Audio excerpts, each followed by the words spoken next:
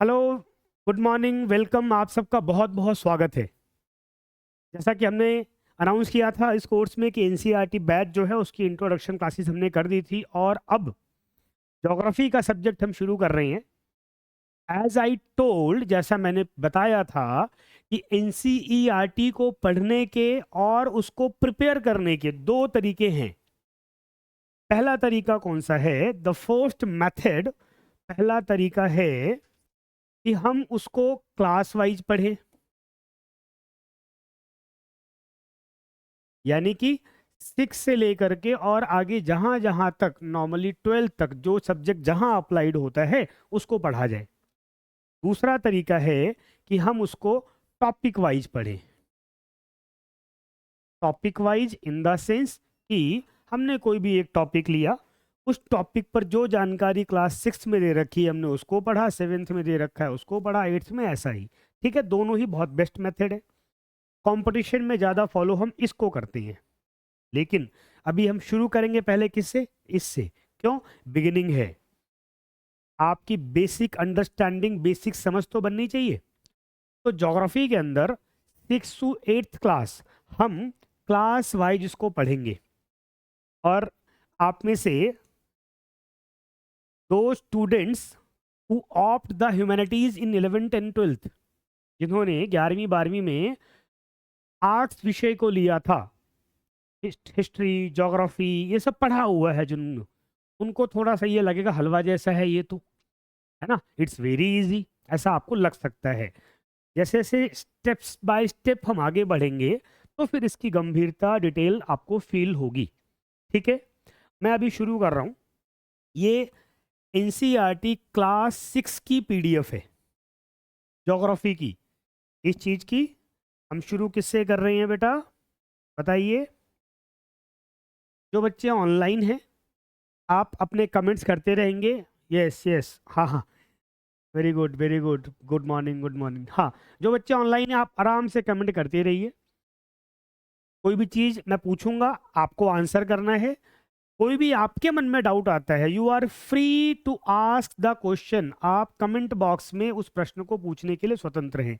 तो बिना हिचक आप बाकायदा अपने क्वेश्चंस को पुट कर दीजिएगा कमेंट बॉक्स में, मैं उसको देख लूंगा और मैं फ्रिक्वेंटली आंसर भी कर दूंगा। ठीक है, चलिए।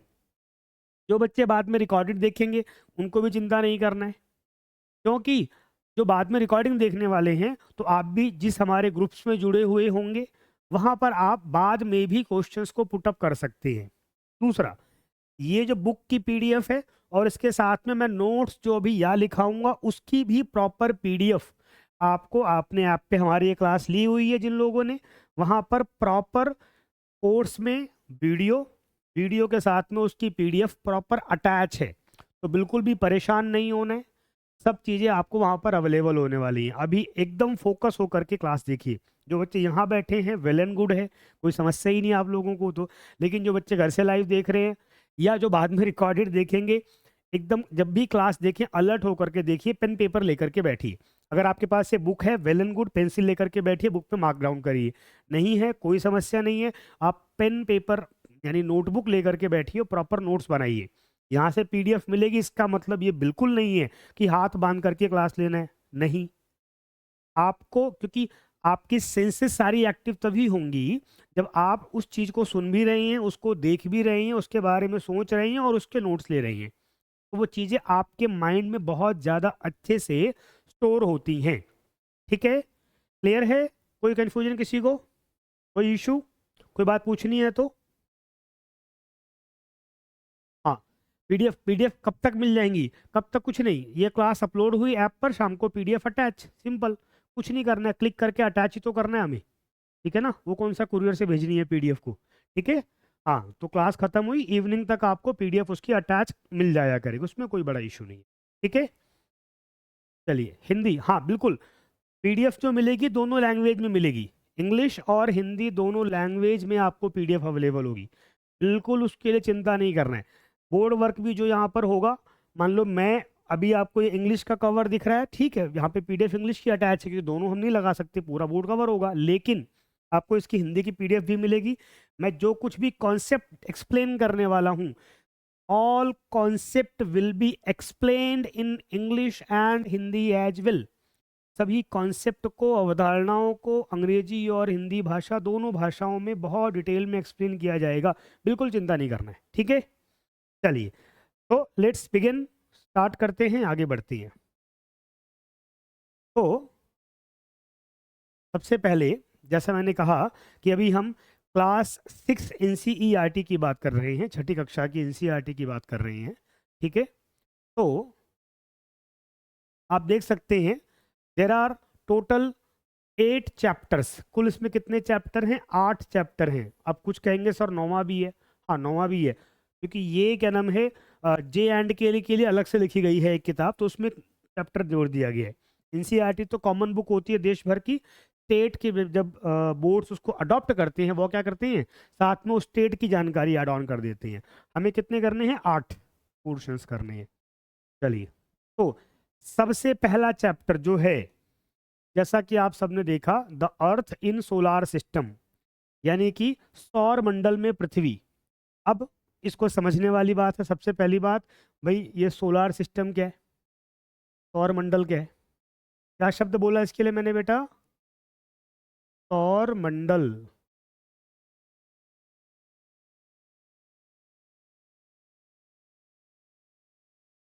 थोड़ा सा पेन ज़्यादा मोटा है, मैं इसको पतला कर लेता हूँ, ठीक है। इसी को इंग्लिश में क्या कहते हैं? सोलर या सोलार सिस्टम, ठीक है।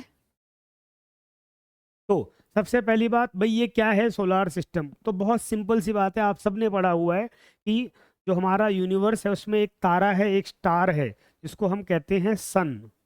क्या कहते हैं? सन। इस स्टार के चारों तरफ बहुत सारे अलग अलग प्लैनेट्स, जैसे पृथ्वी, अर्थ, मार्स, मंगल, बहुत सारी सैटेलाइट्स, नेचुरल सैटेलाइट्स जैसे मून, वो सब इसके चक्कर लगा रहे हैं। ऐसे बहुत सारी अलग अलग बॉडीज हैं, ठीक है, जो इसके चारों तरफ चक्कर लगा रही हैं। तो इसके चारों तरफ वो इलाका जहां तक इस सन की ग्रेविटेशन पावर काम करती है, जहां तक इस सूर्य का गुरुत्वाकर्षण बल काम करता है, उसको क्या बोलेंगे हम लोग? सौर मंडल, सोलर सिस्टम। वो सब जो इसके अंतर्गत हैं, इस बॉडी में हैं, वो सब इस सूर्य का परिवार हैं, यानी सोलर के सिस्टम से चल रहे हैं। सूर्य का जो है सिस्टम चला रहा है, ठीक है, वेरी गुड। अब इसमें कुछ कुछ चीजें हैं जो आपको पता होना चाहिए। जैसे इसमें एक वर्ड आएगा, आप नोट्स लिखिए, ठीक है, इसके पीडीएफ ऐसे मिलेगी, ठीक है। इस पे पहला पॉइंट आप सबको जो लिखना है, वो क्या लिखना है?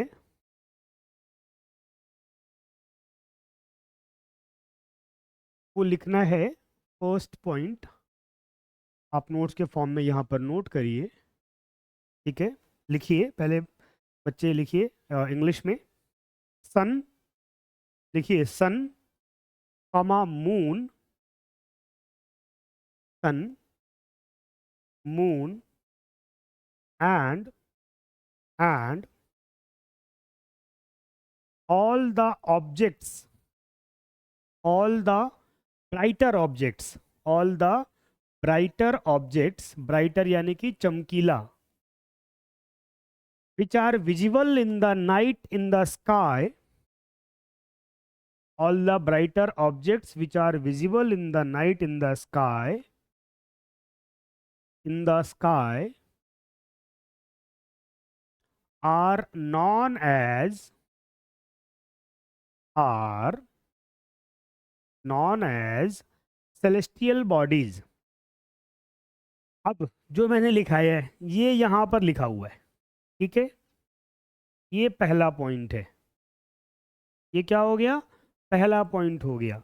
सेलेस्टियल बॉडीज, शब्द क्या हो गया? CELESTIAL,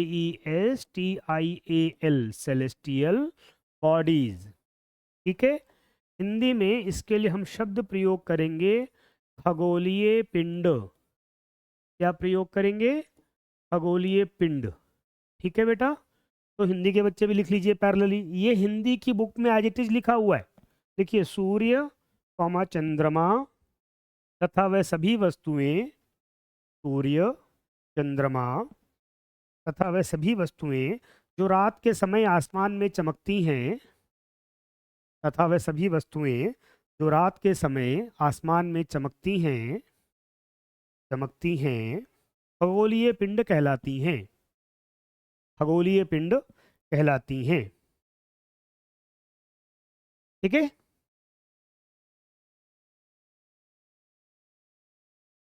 चलो वेरी गुड। तो ये पहला पॉइंट हो गया। सेकंड, दूसरा पॉइंट,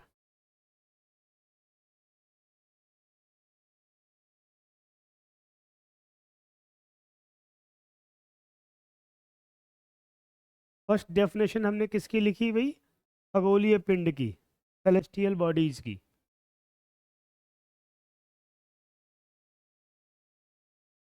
ठीक है। सेकंड डेफिनेशन हम लिखेंगे स्टार, तारा। तो सेकंड पॉइंट लिखिए, उसमें सब हेडिंग दो स्टार, तारा। यहाँ पर उसका डेफिनेशन वैसे दिया हुआ है लेकिन मैं बोल रहा हूँ, लिखो स्टार, तारा डैश, इंग्लिश के बच्चे लिखिए। इंग्लिश में यहाँ पर पूरी डेफिनेशन लिखी है। Some celestial bodies are very big and hot, they are made up of gases, they have their own heat and light which they emit in large amounts. Simple सी बात क्या है, ये जो सौर मंडल है, ये जो दिख रहा है आपको, जो हमने पहले सेलेस्टियल बॉडीज बोला, तो इन्हीं सेलेस्टियल बॉडीज में कुछ बॉडीज ऐसी होती है जो गैसों से बनी होती है। किससे बनी होती है बेटा? किससे? गैसेज से। वो गैसेज कौन सी हैं उसकी उसकी चर्चा नहीं करेंगे हम, क्योंकि अलग अलग प्लैनेट्स पर अलग अलग तरह की गैसेज हैं। मार्स पर अलग हैं, वीनस पर अलग हैं, मरकरी पर अलग हैं, बुध, शुक्र, मंगल, पृथ्वी, अर्थ, इस पर अलग है ना। अर्थ पे तो मिक्सचर ऑफ गैसेज है, उसको हम एटमॉस्फेयर कहते हैं, वायुमंडल कहते हैं। ठीक है। तो ऐसे बॉडीज, सेलेस्टियल बॉडीज, सम सेलेस्टियल बॉडीज जो बहुत बड़ी हैं, गर्म हैं, and made up of gases, किससे हैं? गैसों से निर्मित हैं। किससे निर्मित हैं? गैसों से निर्मित हैं। दूसरा, दे have their own heat and light, उनके पास अपनी गर्मी है, ऊर्जा है। ठीक है।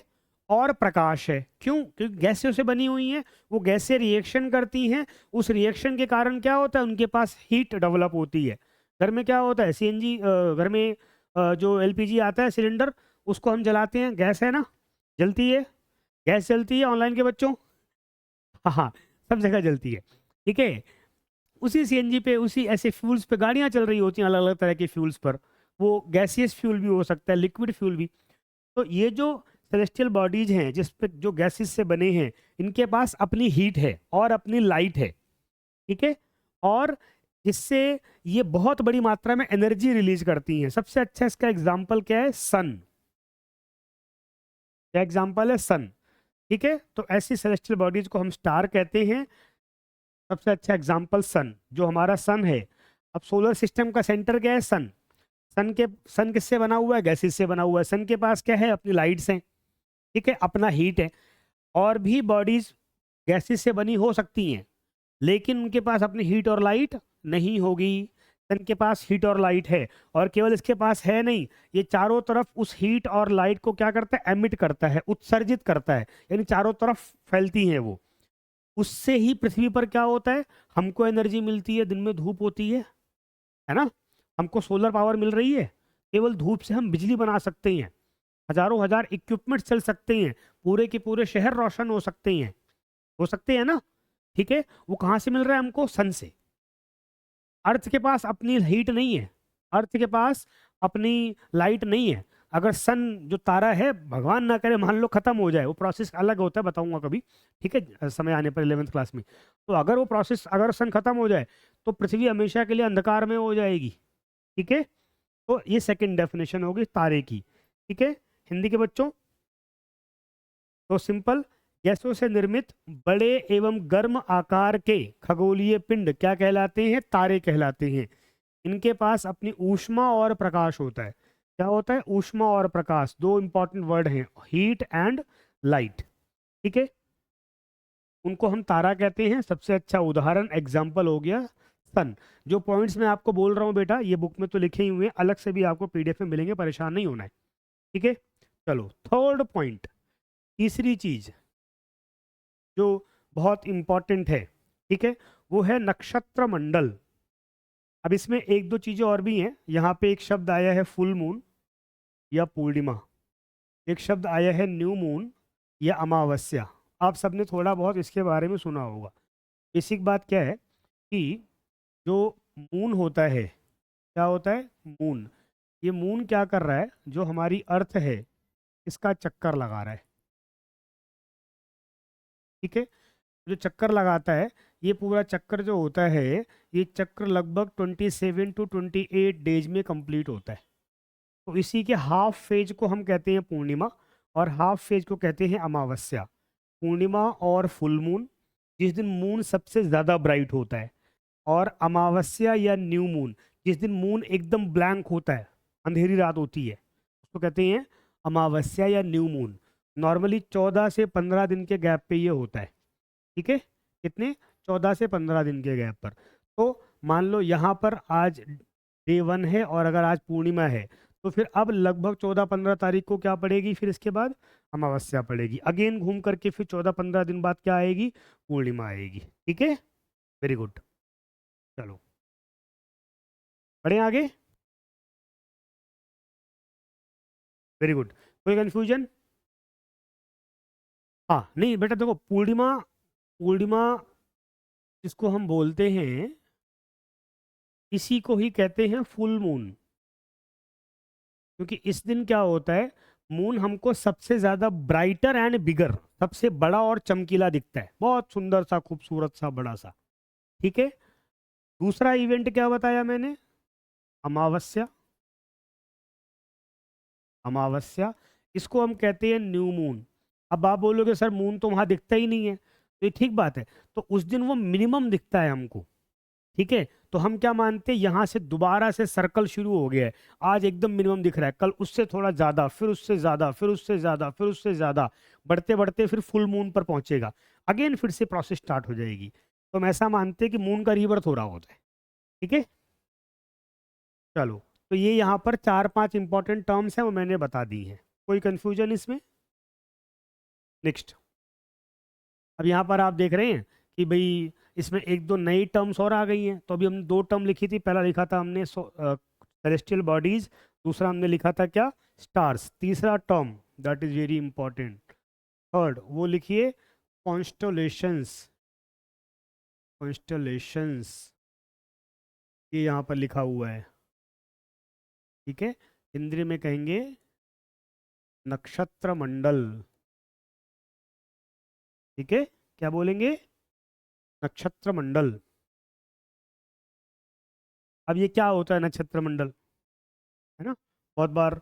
और तारामंडल शब्द भी आपने सुना होगा, वो भी इससे मिलता जुलता शब्द है। ठीक है, तो क्या होता है नक्षत्र मंडल, तो अलग अलग स्टार्स जब आपस में मिल करके, ग्रुप ऑफ स्टार्स मिल करके कोई शेप बनाते हैं, कोई कॉमन स्ट्रक्चर डेवलप करते हैं, that common structure is known as constellation या नक्षत्र मंडल या तारामंडल।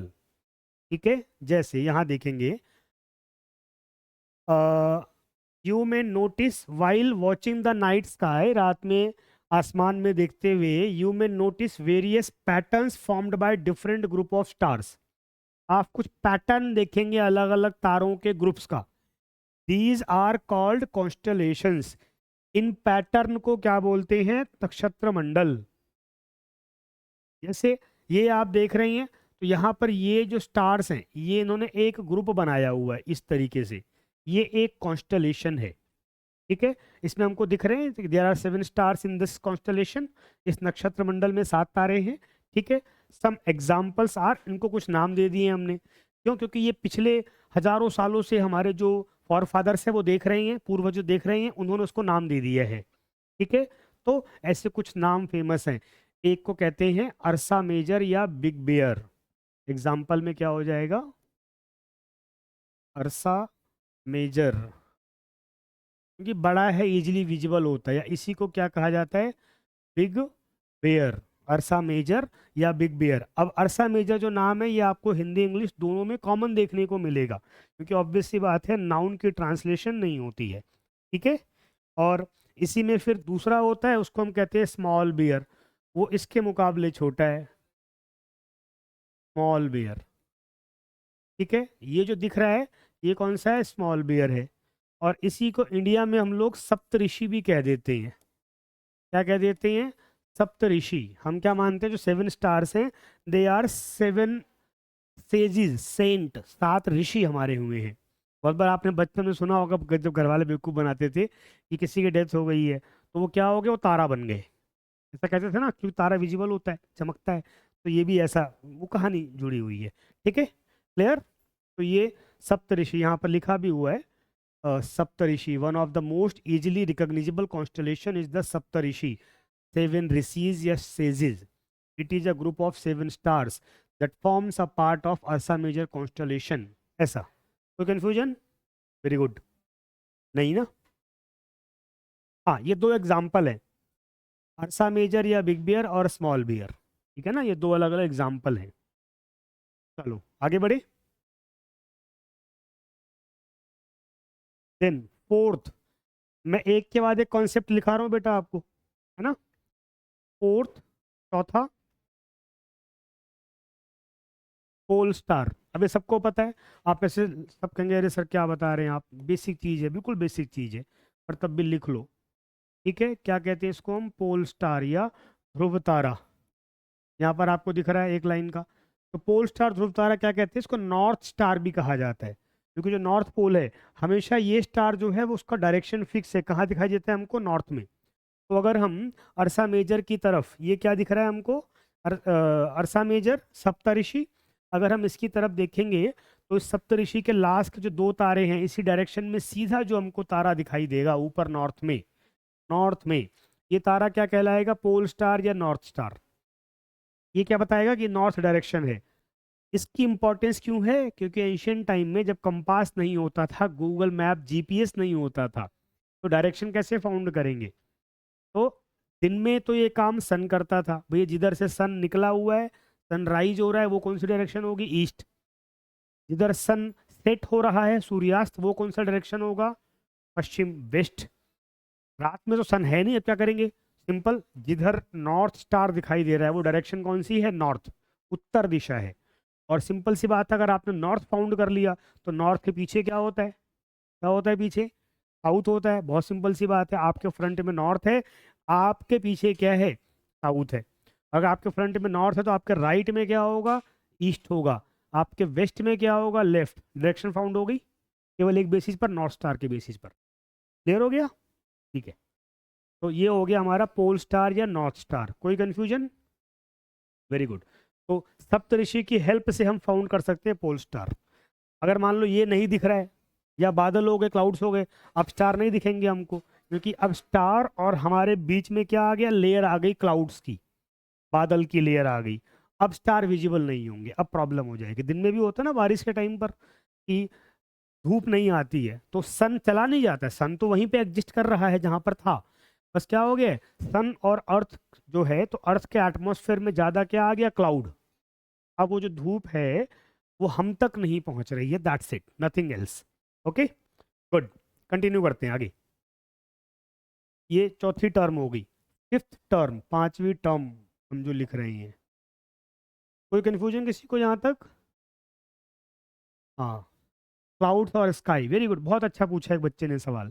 ठीक है, तो सिंपल सी बात है, स्काई क्या है, ऊपर, जिसको हम आसमान कहते हैं या आकाश कहते हैं, जो एक नेचुरल फॉर्मेशन है, मिक्सचर ऑफ गैसेस, गैसों का मिश्रण, मिक्सचर ऑफ गैसेस, वो क्या है, वो है आसमान या स्काई। वो क्या है, आसमान या आकाश या स्काई, वो हमेशा एग्जिस्ट करता है, वो कभी वहां से नहीं हटता। वो क्या है, एक गैशियस कवर है अर्थ के चारों तरफ। क्लियर? दूसरा, जो हमने वर्ड बोला क्लाउड या बादल या मेघ, वाटर, वाटर क्लाउड्स, तो क्लाउड्स क्या होते हैं, ये फिक्स नहीं होते, इनकी फॉर्मेशन होती है। जब पानी वाटर वेपर होता है, water vapour forms the cloud, जल वाष्प जो होते हैं, पानी भाप बन जाता है, तो वो बनाते हैं क्लाउड्स, जिससे बारिश होती है। बारिश कभी आसमान से ही या स्काई से नहीं होती, बारिश किससे होती है, क्लाउड से होती है। ठीक है, डिटेलिंग हम 11th क्लास में करें। चलो नेक्स्ट टर्म लिखिए, fifth term is planets. Planets, ग्रह। 4 टर्म हो गई है, 5वीं क्या है, प्लैनेट्स। ठीक है, तो बहुत सिंपल है, यहाँ पर डेफिनेशन लिखी हुई है। जो प्लैनेट वर्ड है ग्रीक वर्ड हुआ करता था प्लैनेटाई, एक ग्रीक भाषा का शब्द हुआ करता था, यूनानी भाषा का शब्द प्लैनेटाई, उससे बना है। इसका मतलब क्या है? वॉन्डरर, घूमने वाला। क्या मतलब है? वॉन्डरर, जो घूमता हो, घूर्णन करता हो। तो प्लैनेट्स क्या हैं? हमने सबसे पहले क्या लिखा था यहाँ पर? सेलेस्टियल बॉडीज, खगोलीय पिंड लिखा था ना। तो जो खगोलीय पिंड है, तो ऐसे कोई भी खगोलीय पिंड जिनके पास अपनी हीट और लाइट नहीं है, ठीक है, जिनके पास हीट और लाइट नहीं है और जो सन के चारों तरफ घूमते हैं, वो क्या है? प्लैनेट्स। सिंपल सी बात। ठीक है, दो डेफिनेशन यहाँ लिखा हुआ है। It gets all its heat and light from the sun. Planets को हीट और लाइट किससे मिलती है? सन से। अर्थ है which is our nearest star. If we look at the earth from a great distance, say the moon, it will appear to be shining just as the moon. ठीक है, तो जो अर्थ है वो भी एक प्लैनेट है, ग्रह है, जो किसके चारों तरफ चक्कर लगा रहे हैं? सन के। और हमें हीट और लाइट किससे मिल रही है? सन से। क्लियर? ये हो गया प्लैनेट्स, ग्रह। ठीक है, टोटल कितने प्लैनेट्स हैं भाई? यस, 8। पहले 9 हुआ करता था, बाद में प्लूटो को हमने रिमूव कर दिया। ठीक है, 8 प्लैनेट्स के नाम बताओ जल्दी से।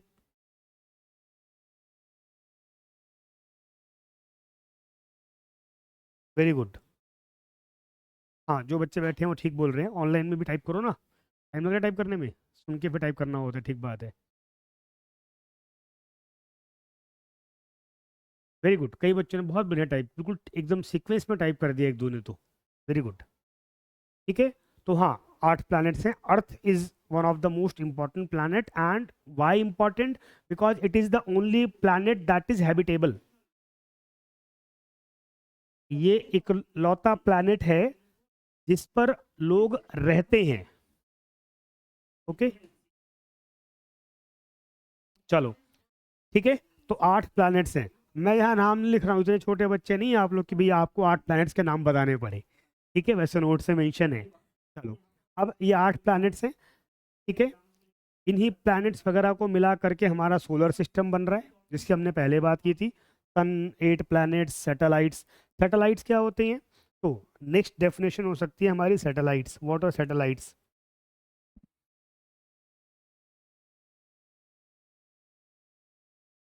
सैटेलाइट्स को हिंदी में क्या बोलेंगे?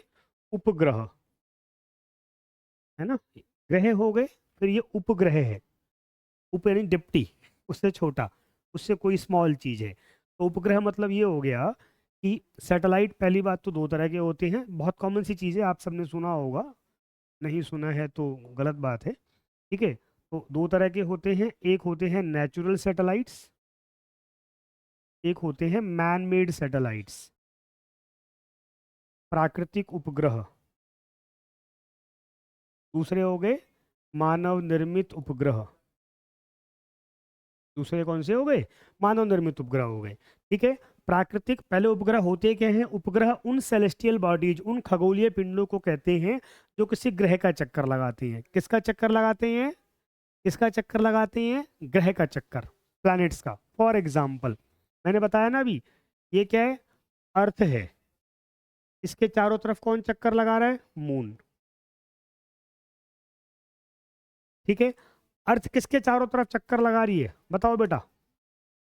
अर्थ किसके चारों तरफ चक्कर लगा रही है? सन के।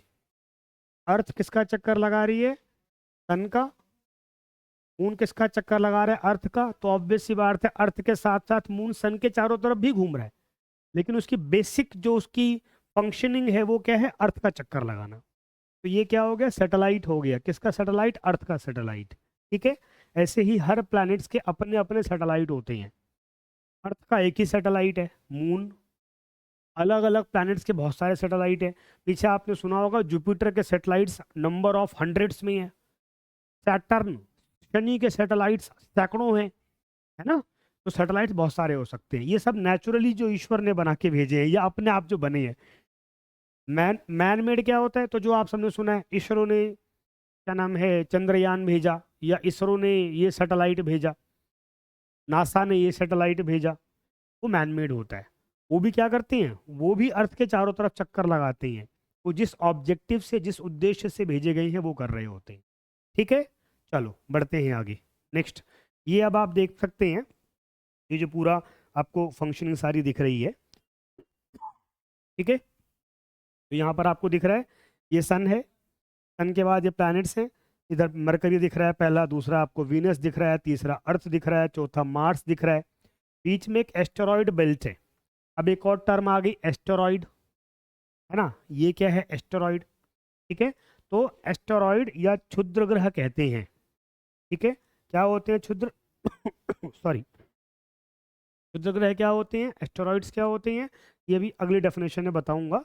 बहुत सिंपल सी बात है, यहाँ पे लिखा हुआ है कि ऐसे खगोलीय पिंड सेलेस्टियल बॉडीज जो छोटे पत्थर हैं, जो प्लैनेट्स नहीं है, जो सैटेलाइट नहीं है, लेकिन जो अर्थ और जुपिटर, सॉरी मार्स और जुपिटर के बीच में पाए जाते हैं।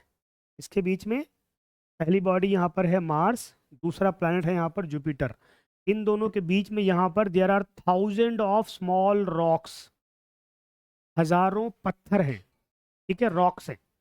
स्मॉल मतलब ये इतने हाथ में आ जाएंगे वैसे स्मॉल नहीं है, तो स्मॉल मतलब कि इन सब के कंपेयर में बहुत छोटे हैं। वैसे ये पत्थर भी 1 किलोमीटर लंबा बड़ा चौड़ा हो सकता है, 2 किलोमीटर, 10 किलोमीटर, 50 किलोमीटर, है ना, लेकिन जब कंपेयर करेंगे आप मार्स से और जुपिटर से तो ये तो बहुत छोटे हैं, ठीक है। तो इनको हम क्या कहते हैं एस्टेरॉइड्स। यहाँ पर ये एक साथ एक ही जगह पर पाए जाते हैं, तो इसको एस्टेरॉइड बेल्ट्स या क्षुद्र ग्रह पेटी कहते हैं, क्षुद्र ग्रह पेटी या एस्टेरॉइड बेल्ट कहते हैं, ठीक है। इसके बाद फिर जुपिटर के बाद सैटर्न, सैटर्न के बाद यूरेनस, यूरेनस के बाद नेपच्यून। ये हो गया हमारा सोलार सिस्टम। इस बुक में आप देखेंगे तो यहाँ पर इनके बारे में 2 इन्फॉर्मेशन लिखी है जो आप सबको बहुत ध्यान से पढ़नी है, ठीक है। 2 इन्फॉर्मेशन क्या लिखी हुई है इन सब के बारे में, तो इस पे इन्फॉर्मेशन लिखी है कि वो अपने ऑर्बिट पे सन के चारों तरफ कितनी बार घूमते हैं और वो अपने एक्सिस पर कितने बार घूमते हैं। इसको समझिए पहले। कोई भी प्लैनेट है, मान लीजिए ये अर्थ है, ठीक है।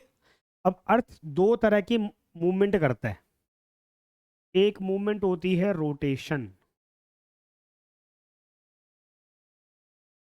या घूर्णन, दूसरी मूवमेंट होती है रिवॉल्यूशन या परिक्रमण, ठीक है। रोटेशन में क्या होगा, जो अर्थ है, जो पृथ्वी है, तो इस अपने एक्सिस पर घूमती है, यानी कि कोई एक बॉल है मान लीजिए, जैसे लट्टू होता है ना, लट्टू देखा है आप सबने, ग्रेट। अब लट्टू में क्या होता है, नीचे उसकी कील लगी होती है, उसका बेस होता है, एक्सिस होता है। तो जब लट्टू घूमता है, आप ऐसे फेंक देते हैं उसको, तो क्या होता है कि लट्टू उस कील पर ऐसे ऐसे घूम रहा होता है, और साथ ही वो कील ऐसे ऐसे भी घूम रही होती है चारों तरफ, यहाँ वहाँ वहाँ वहाँ, ठीक है। तो अपनी कील पर ऐसे ऐसे घूमना, अपने एक्सिस पर, हिंदी में एक्सिस को बोलेंगे अक्ष, ठीक है, अक्ष अपना बेस, तो अपने एक्सिस पर ऐसे ऐसे घूमना ये कहलाएगा rotation.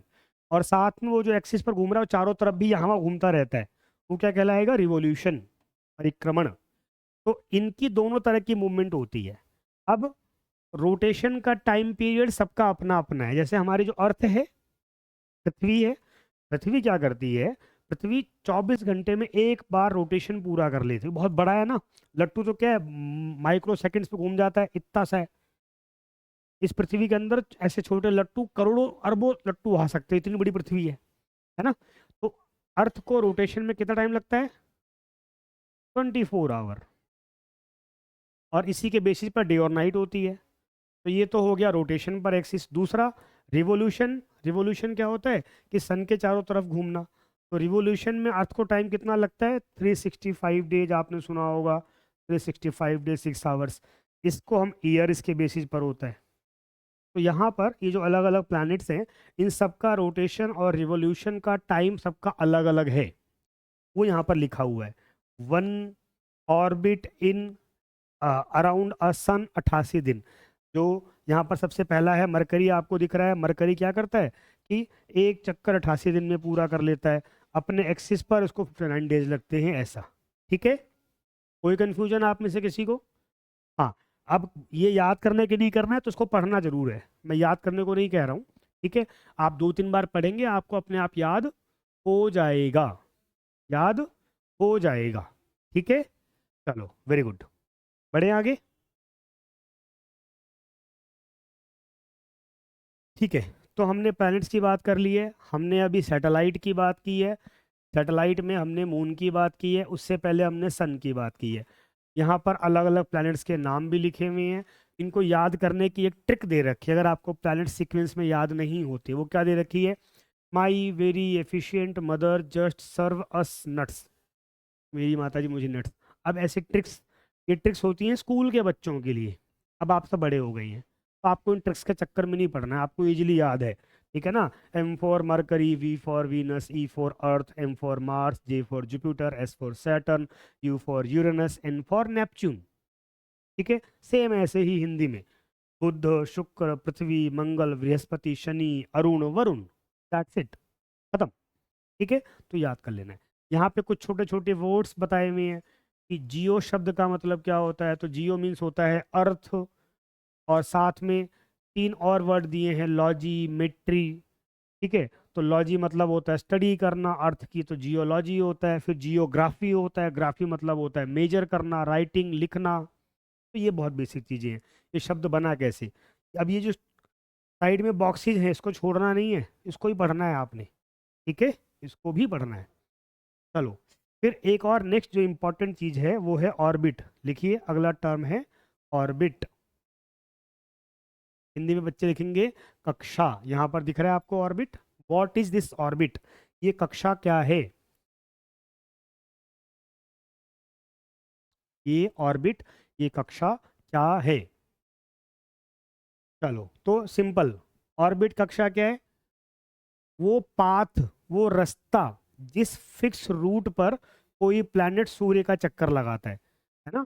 All the 8 planets of the solar system move around the sun in fixed path, ये बीच में सन है, यहाँ पर ये एक मान लो ये एक रूट बना हुआ है, इस पर क्या है, पृथ्वी इस रूट पर चलेगी, इससे पहले ये एक और रूट बना है, तो वीनस इस रूट पर चक्कर लगाएगा, इसके बाद एक और रूट है मंगल ग्रह के लिए, तो वो अपने फिक्स रूट पर चक्कर लगाते हैं, फिक्स रास्ते पर, दाएं बाएं नहीं हो सकते, क्योंकि इतनी बड़ी बड़ी बॉडीज है, तो वही आ जाएगी यूनिवर्स के अंदर।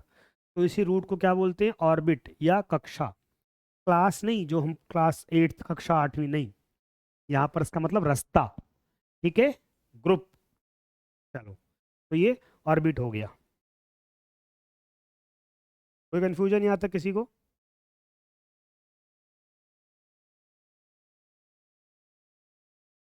चलो, अब यहाँ पे सूर्य में एक बहुत इंपॉर्टेंट चीज दी हुई है कि जो लाइट होती है, प्रकाश है, सनलाइट है, तो उसकी स्पीड कितनी है, सनलाइट की जो स्पीड है, ठीक है, वो आप 3 लाख किलोमीटर पर सेकंड के अराउंड है, 150 मिलियन किलोमीटर दूर है सन हमसे।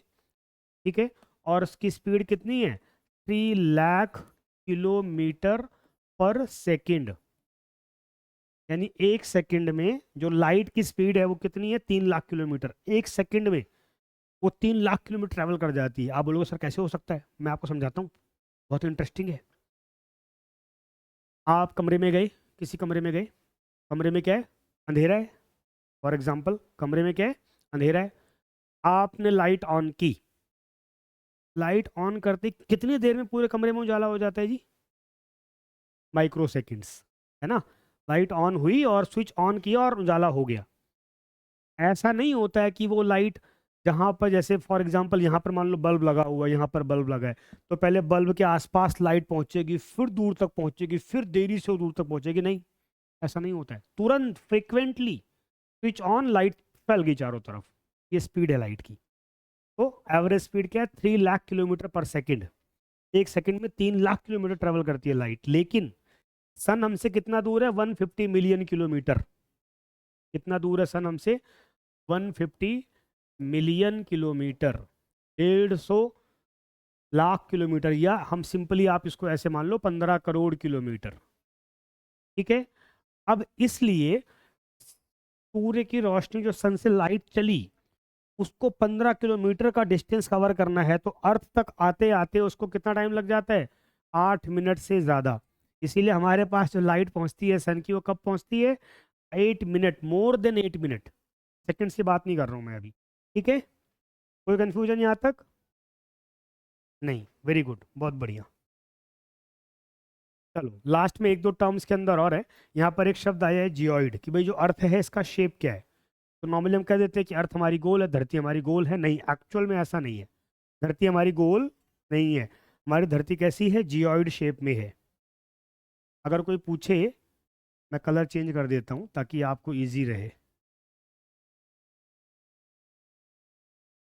अगर कोई आपसे पूछे कि भाई जो अर्थ है, अर्थ का शेप क्या है, आकार क्या है, तो ये आकार है जियोइड शेप। हिंदी में इसको कहते हैं भू आभ। जियोइड शेप कैसा होता है? तो जियोइड शेप जियोइड जैसा होता है। कहेंगे ये सही क्या मतलब हुआ? मतलब ऐसी कोई और चीज़ दुनिया में नहीं है। तुम समझने के लिए आप समझा देता हूँ। आप सबने कॉस्को की बॉल देखी होगी, आप सबने खेला होगा। तो when you take that ball in your hand and suppress from the top and bottom, आप उस बॉल को हाथ में मान लीजिए ले लेते हैं, और ऊपर की जो उंगली है और नीचे का अंगूठा, इसे थोड़ा सा दोनों तरफ से प्रेस करते हैं। वो बॉल तो गोल गोल है, पहले सर्कुलर है, बट आपने प्रेस किया तो क्या हो गया? उसका जो टॉप है और जो बॉटम है वो दोनों थोड़े से फ्लैट हो गए, और जो सेंट्रल पार्ट है उससे बॉल क्या हो गई? चौड़ी हो गई, फैल गई, है ना। ये जो शेप है इसको कहते हैं हम जियोइड शेप। क्या कहते हैं? जियोइड। तो अर्थ ना तो गोल है, ना सर्कुलर है, ना अंडाकार है। अर्थ का शेप जियोइड है, ये ध्यान रखना है। भू आभ। कोई कंफ्यूजन? हाँ, यहाँ पे लिखा भी हुआ है, geoid means an earth like shape. उसका मतलब ही क्या होता है? कोई भी ऐसी चीज जो अर्थ के जैसी शेप की है उसको जियोइड कहेंगे हम लोग। ठीक है, चलो बढ़े आगे। Very good. तो ये हमारा हुआ। इसमें फिर मून है, मैंने मून के बारे में बता दिया है कि मून जो है वो अर्थ से 3,84,000 किलोमीटर है। सबसे नियरेस्ट जो चीज़ है यूनिवर्स के अंदर, सबसे पास जो अर्थ के चीज़ है वो क्या है? मून है। केवल 3,84,000 किलोमीटर। आप बोलेंगे सर 3 लाख किलोमीटर? हाँ भैया है, क्योंकि यूनिवर्स में एक बॉडी से दूसरी बॉडी कई कई लाख किलोमीटर की दूरी पर होती है। हमारा सबसे नियरेस्ट क्या है? मून। इतना पास है इसलिए हमको बड़ा दिखता है, जबकि मून कंपेयर टू सन बहुत छोटा है, पर हमको बड़ा दिखता है ना रात में, क्योंकि वो बहुत पास है हमारे।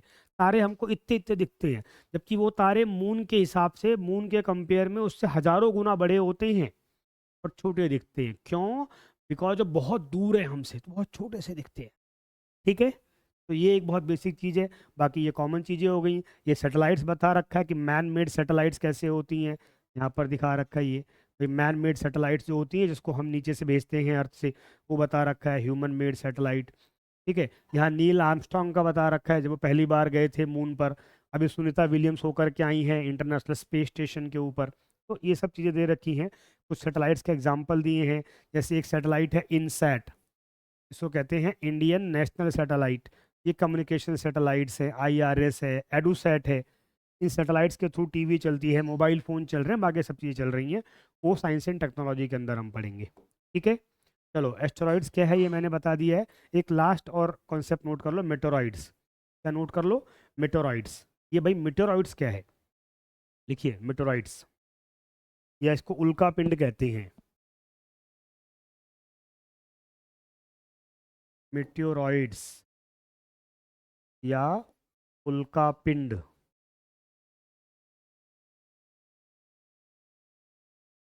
ठीक है, तो ये क्या है? तो ये स्मॉल पीस ऑफ रॉक्स हैं, छोटे चट्टान के टुकड़े हैं जो सन के चारों तरफ घूमते हैं। अब आप बोलेंगे सर ये तो बाकी सब भी कर रहे हैं। हाँ कर रहे हैं, एस्टेरॉइड्स भी ये काम कर रहा है। इसमें डिफरेंस क्या है? लेकिन जब ये अर्थ के पास से गुजरते हैं, ये सन के चारों तरफ चक्कर लगा रहे हैं, लेकिन इनका कोई ऑर्बिट नहीं है, फिक्स रास्ता नहीं है। बाकी सब एक फिक्स ऑर्बिट या कक्षा में घूम रहे हैं, लेकिन ये इनका फिक्स ऑर्बिट नहीं है। तो जिसके पास से गुजरेंगे वो अपनी ग्रेविटेशन पावर, अट्रैक्शन पावर से अपनी तरफ खींच लेगा। अर्थ के पास से गुजरेंगे तो अर्थ खींचेगी इसको, और बहुत बार क्या होगा, ये अर्थ की तरफ आएंगे, और अर्थ के पास जब एंटर करेंगे अर्थ में, तो एटमॉस्फेयर हवा होती है उससे टकरा करके जल के खत्म हो जाते हैं। ठीक है, इन्हीं को मेटेरॉइड्स कहते हैं। कोई कंफ्यूजन? इन्हीं को क्या बोलते हैं? मेटेरॉइड्स। ठीक है, चलो, कोई और बात यहाँ पर? ठीक है, फिर यहाँ पर एक वर्ड और लिखा हुआ है, गैलेक्सी। ठीक है, गैलेक्सी, हिंदी में कहते हैं गैलेक्सी को आकाश गंगा। तो what is this Galaxy? Galaxy क्या होती है? उसमें आप लिख लो ग्रुप ऑफ स्टार्स, तारों का समूह। ग्रुप ऑफ स्टार्स, तारों का समूह। और कॉमा करके लिख लीजिए बिलियंस ऑफ स्टार्स, लाखों तारे। ठीक है, लाखों तारे। तो अभी तो हमने खाली सन की बात की थी, और सन एक स्टार है, उसके चारों तरफ की बात की है, 8 प्लैनेट्स हैं, सैटेलाइट्स हैं, एस्टेरॉइड्स हैं, मीटेरॉइड्स हैं। लेकिन यूनिवर्स में ऐसे लाखों तारे हैं।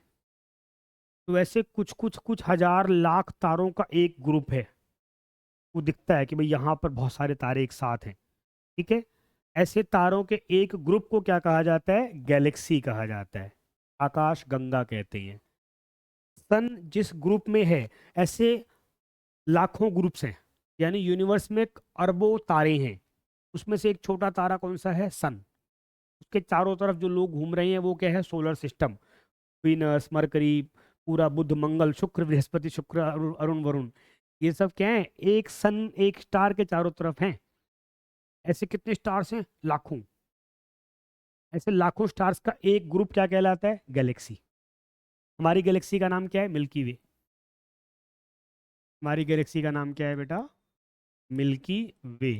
हिंदी में लिखा होता है दुग्ध मेखला। तो जब इसको हम देखते हैं यूनिवर्स अर्थ से, तो ऐसा लगता है जैसे यूनिवर्स के अंदर कोई मिल्क की रिवर फ्लो कर रही हो। एकदम वाइट वाइट सा पोर्शन या कलरफुल ब्राइटर पोर्शन दिखता है, जैसे ये दिख रहा है। ये पूरा यूनिवर्स की एक फोटो है, पूरे यूनिवर्स की नहीं है, एक पार्ट की है। अब इसमें ये पोर्शन हमको अलग से ही ब्राइट दिख रहा है, बहुत ज़्यादा ही। तो ये क्या हो गया? ये हमारी गैलेक्सी होगी मिल्की वे। और ऐसे हजारों लाखों गैलेक्सीज को मिला करके जो सबसे बड़ी बॉडी है वो क्या है? यूनिवर्स। क्लियर? कोई कंफ्यूजन यहाँ पर? तो आप सिंपल एक बात समझ लो, सबसे ऊपर क्या है? यूनिवर्स। यूनिवर्स के अंदर क्या है? गैलेक्सी। यूनिवर्स को हिंदी में कहते हैं ब्रह्मांड। उसके अंदर क्या है? गैलेक्सी, आकाश गंगा। गैलेक्सीज के अंदर क्या होते हैं? स्टार्स। या गैलेक्सीज के अंदर कॉन्स्टलेशंस पहले लिखते हैं। इसके अंदर क्या होते हैं? कॉन्स्टलेशंस, तारा मंडल या नक्षत्र मंडल। ठीक है, नक्षत्र मंडल में स्टार्स होते हैं, तारे होते हैं। तो ऐसे ही हमारा तारा कौन सा है भाई? सन। सन के चारों तरफ है सोलर सिस्टम।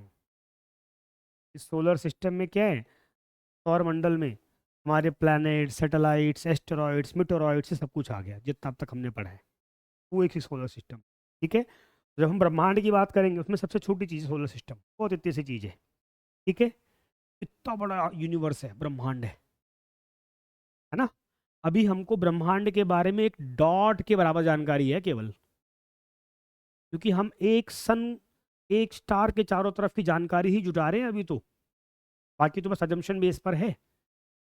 ठीक है, और ऐसे लाखों स्टार्स हैं, लाखों स्टार्स का एक ग्रुप, और फिर ऐसे लाखों ग्रुप है। तो पता नहीं कितनी और गैलेक्सी जहाँ पर होंगी, जहाँ पर लाइफ होगी। हो सकता है कहीं और भी ऐसी अर्थ हो, वहाँ पर भी ऐसी में पढ़ कोई टीचर पढ़ा रहा हो, कोई बच्चे पढ़ रहे हो सकता है ना। चलो, तो ये एक चैप्टर हो गया। आई होप यहाँ तक किसी को कोई कंफ्यूजन नहीं होगी। Is it clear to all of you? सबको क्लियर है बच्चों? चलो, तो मैं अभी इसको यहाँ पे समअप कर रहा हूँ। यहाँ पे कुछ क्वेश्चंस दिए हुए हैं। अभी ये आप सबकी रिस्पॉन्सिबिलिटी और आप सबको होमवर्क है। क्या होमवर्क है? आपको एक क्लास देखने के बाद इन क्वेश्चंस को सॉल्व करना है। बहुत बच्चों वाले सवाल है और आप सब बच्चे ही हैं, लेकिन ये 6 क्लास के बच्चों के लिए सवाल है। आप सब तो बड़े हैं, उसके मुकाबले दुगने बड़े हैं। तो उसको सॉल्व करना है, इसको छोड़ना नहीं है कि सर इतना सिंपल हमको आता होगा। आता है तब भी सॉल्व करना है।